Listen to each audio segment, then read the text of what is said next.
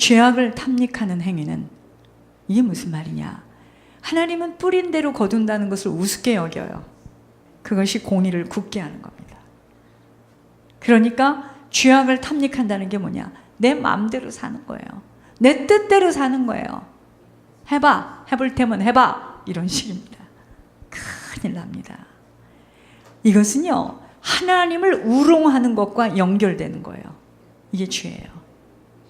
그래서 우리는 하나님 앞에 바르게 모든 것을 진행하도록 몸부림을 쳐야 합니다. 하나님은 인간의 생사화복을 주장하신만이 아닌, 그러니까 살고 죽는 것이 하나님 손에 달려 있어요. 걱정할 거 없습니다. 언제 죽을지, 언제 부를지 하나님이 아세요. 절대 주권을 가진 분이시기에 하나님이 허락하지 않고는 그 어떤 일도 일어나지 않아요. 여러분, 하나님이 허락하셔야지만 내가 돌부리에 넘어지는 것도, 새가 날아다니는 것도 하나님이 허락하셔야지만 일어나는 일입니다. 원통하고 분통할 게 없어요. 그러니까 모든 일들은 하나님의 섭리에 따라 일어나는 것이기에 믿는 그 사람에게는요, 보여질 때는 그 일이 참 힘든 일인 것 같지만 그 일을 통해서 합력하여 선을 이루세요. 그 일을 통해서 하나님께서 나를 구원하시고자, 나를 갱신시키고자, 나를 거듭나게 하고자 하시는 일이랍니다. 그래서 하나님께만 순종하며 그분이 하시도록 인내하며 잘 견디어야 합니다. 너희 인내함으로 구원을 이루리라. 여러분, 우리가 천국 진짜 끝까지 잘 통과하려면요, 인내해야 돼요. 인내의 싸움이야. 누가 끝까지 잘 견디겠는가? 왠지 아세요?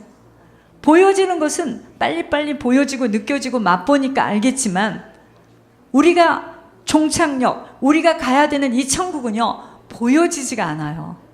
그래서 어려운 겁니다.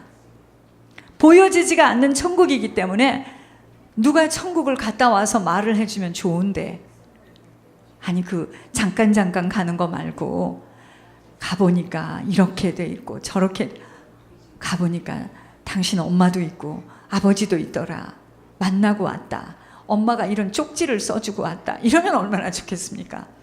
여러분, 우리가 바라고 추구하는 이 세계는 보이지가 않기 때문에 어려운 거예요.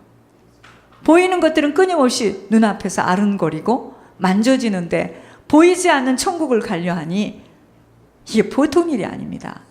보이는 것들을 해결하고 보이는 것들을 풀어야 되는 숙제가 우리 앞에 눈만 뜨고 나면은 층층이 겹겹이 쌓여 있는데, 보이지 않는 천국을 향하여서 투자하고 달려가라니 보통 어려운 일이 아닙니다. 그래서 인내가 필요한 거예요. 모든 일들은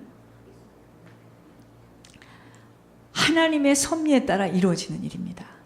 그래서 하나님께 순종해야 되는구나, 내가 어떤 어려움이 있어도 하나님 말씀 들어야 되는구나, 이 자세가 필요합니다. 이 자세는 우리가 어떤 죄를 지어도 돌이킬 수 있어요. 그죠? 자, 그렇지만 견디지 못할 때는요, 참 어려워요.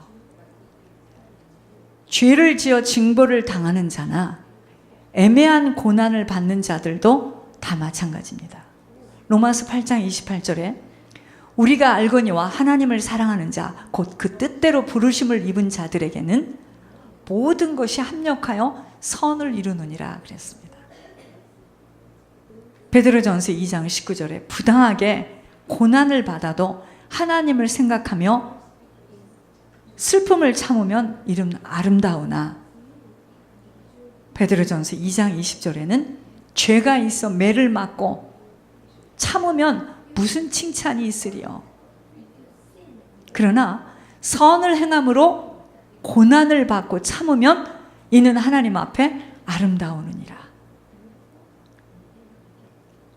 살아있는 사람, 여러분, 살아있는 사람들은요, 살아있다라는 것은 지금 뭐냐, 다 죄를 지을 수 있는 사람들이야. 누구도 자고 일어나면 또 죄를 물 마시듯 마시고 죄를 먹고 사는 자들이에요. 그래서 우리는 끝까지 두렵고 떨림으로 남은 구원을 이루어가야 되니 아무도 지금 됐다, 끝났다, 이제 천국! 하고 이마에다가 그렇지 않습니다. 어제 은혜를 받았어도 오늘 또 주님의 보좌 앞에 담대히 나가고 갈고 닦는 거예요. 나와의 싸움을 해야 되는 겁니다. 살아있는 사람, 곧 죄로 인한 사람이 왜 불평하느냐 그랬습니다. 본문에. 이것은 인생의 고난은요, 근본적으로 죄악으로 인한 것이에요. 그러니까 우리 조상 아담 이브가 죄를 지어서 태어나는 인생들마다 다 죄를 갖고 태어나요. 그 조그만한 핏덩어리가 무슨 죄가 있습니까? 아니요. 죄인으로 태어나는데요. 살아있는 동안은 돌이키기만 하면 회복되어질 수 있다는 겁니다.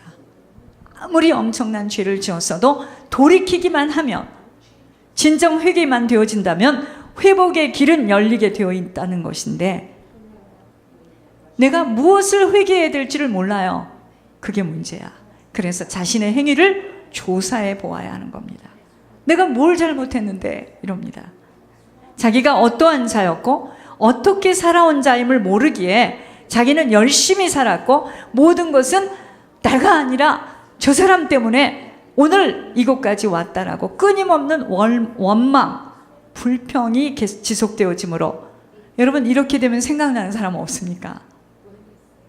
애굽에서 나온 이스라엘 백성들이 끊임없이 광야에서 불평합니다. 떼죽음을 당한 거 아세요? 하나님을 볼 수가 없게 되는 것이 바로 오만이에요.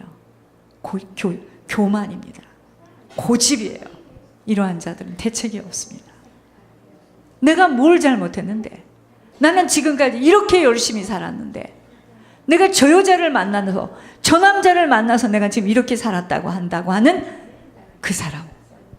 참, 정말 이건 어디서부터 손을 써야 될지.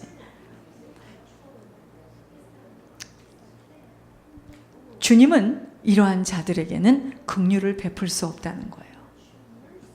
곧 자신이 어떠한 자인 줄을 모르는 자이기에 안타까운 것이에요.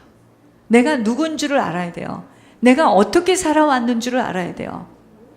여러분, 포장을 벗어라, 가식을 벗어라, 이중인격을 벗어라는 이야기가 무슨 말이냐면요, 꽤 자기가 괜찮은 사람으로 항상 보여지기를 원합니다. 큰일 납니다. 44절에 하나님이 주께서 구름으로 자신을 가리사 기도가 상달되지 못하게 하시고 그랬습니다. 이 표현은 하나님의 거룩하신 임재를 이야기합니다. 성경에는요, 하나님이 나타날 때 어떻게 나타나냐? 구름으로 나타나요. 연기로 나타나요. 흑암으로 나타나요. 자, 출애굽기 20장 21절에 백성은 멀리 서 있고 모세는 하나님이 계신 흑암으로 가까이 가니라 그랬습니다. 하나님의 임재하심을 흑암으로 좀 표현하셨고, 출애굽기 40장 34절에서 35절에 구름이 회막에 덮이고 여호와의 영광이 성막에 충만함에 모세가 회막에 들어갈 수 없었으니 이는 구름이 회막 위에 덮이고 여호와의 영광이 성막에 충만함이었으며, 하나님의 임재하심입니다.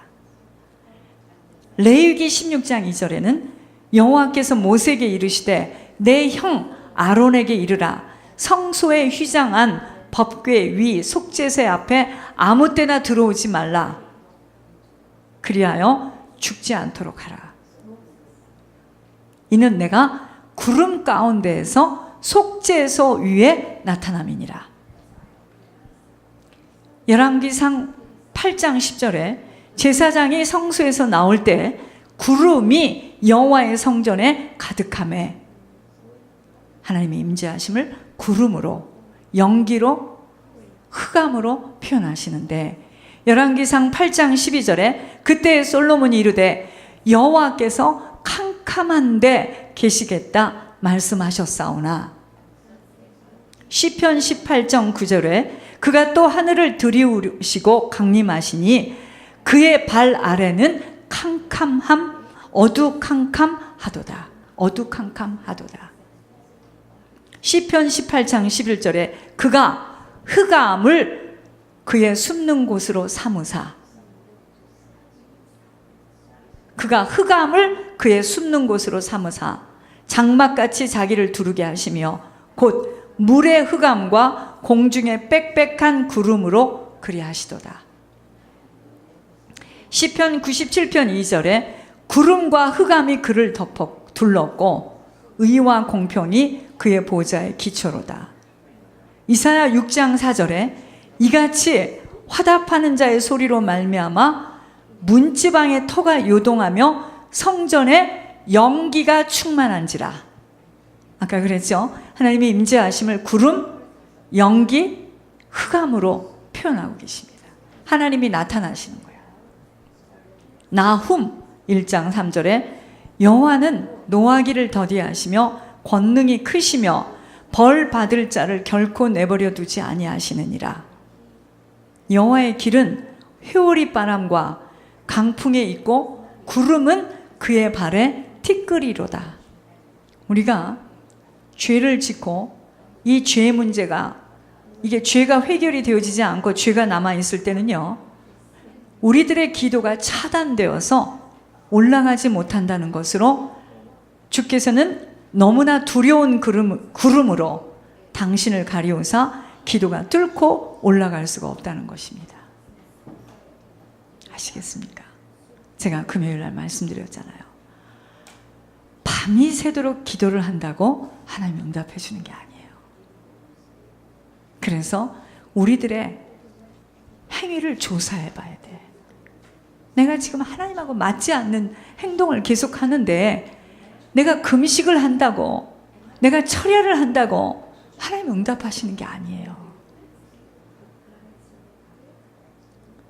그거보다 빠른 것은 빨리 내가 돌이키는 거예요.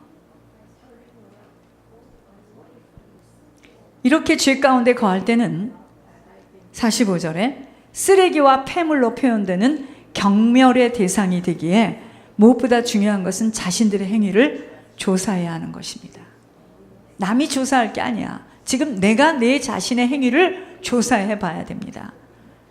주님과의 참된 영적 관계가 유지되지 못할 경우에는, 참된 영적 관계가 유지되지 못할 경우에는 아무리 자녀라는 경건의 모양을 갖추고 살았지만 심판 때에는 구원을 잃어버릴 수밖에 없기에 조심조심 두렵고 떨림으로 남은 시간 바로 가도록 몸부림을 쳐야 하는, 여러분, 천국에 들어가려면, 주님과 맞으려면 이 세상과는 맞지 않아야 됩니다. 죄송해요. 그래서 어렵습니다. 그래서 이 세상과는 맞지 않은 자로 살아감이 그리도 우리 모두에게는 어렵고 힘들다고 아우성을 치는 거예요. 세상하고 짝짝 맞아보세요. 뭐가 어렵습니까? 세상도 나를 잘 도와줍니다. 세상하고 안 맞아요. 너무나 세상과 맞아 살아온 만큼은 보이지 않는 천국을 소망하며 살아간다는 것이 순간순간 죽을 것만 같은 선택이에요. 죽을 것 같아. 세상을 버리고 주님을 따라가는 길은 누구에게나 열렸어요. 여러분, 십자가는요, 하나님과 우리와의 관계를 지금 열어놓으신 길이지만 그 길을 따라 나서지 못하는 만큼은 천국은 못 들어갑니다. 죄송합니다. 천국 못 들어가요.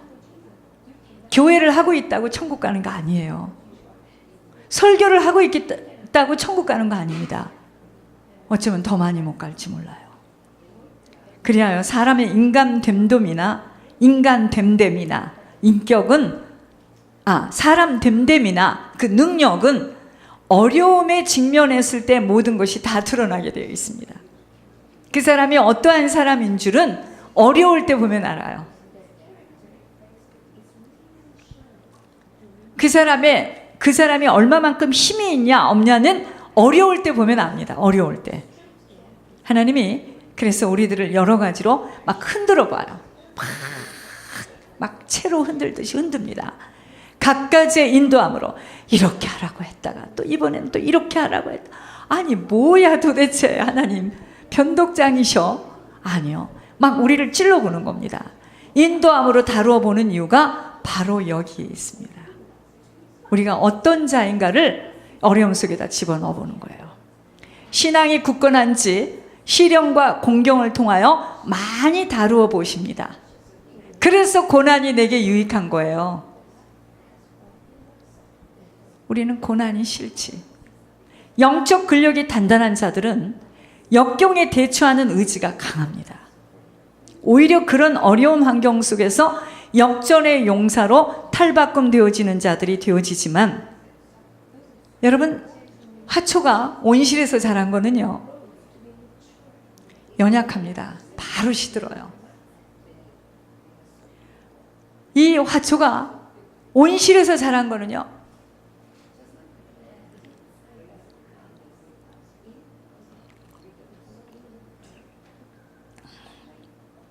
세상의 눈이 밝은 자들은 바로 포기하고 좌절하여 낙심하기에